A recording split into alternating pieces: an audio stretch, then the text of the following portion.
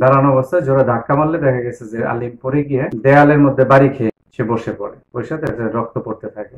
বাসার যে পাপোস আছে পাপোস দিয়ে রক্ত চাপদা ধরে, তাই নাক দিয়ে ঘুঙ্গানির শব্দ পাচ্ছে।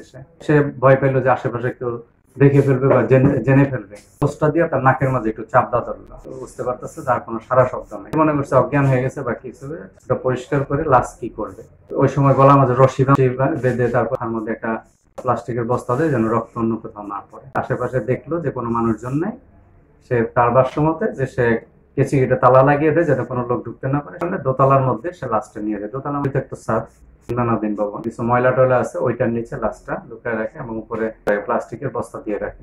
তখন সে বললো যে নিচে নেমে আসে, সে রক্তগুলো ধুয়ে মুছে পরিষ্কার করে এবং নিজে গোসল করে সে কতক্ষণ রেস্ট নেয়। রেস্ট নেওয়ার পরে চিন্তা তার মাথার মধ্যে লাশ কি করবে, মোটরসাইকেলটা কি করবে। তখন সে তার এক বন্ধুকে ফোন দিয়ে নাকি একটা শোরুমে জব করে ওই জায়গাতে যাওয়ার জন্য, মোটরসাইকেলটা তোমার টাকার দরকার, আমার বিক্রি করে দেওয়া লাগে। বন্ধুটার নাম হচ্ছে সাব্বির।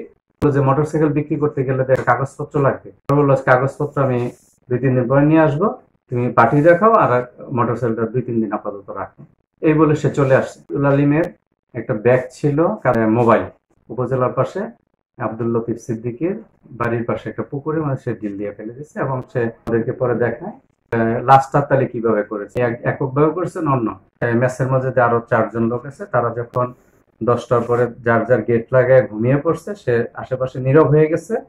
সে তখন আস্তে করে উপর থেকে দোতলা থেকে লাশটা নেয়।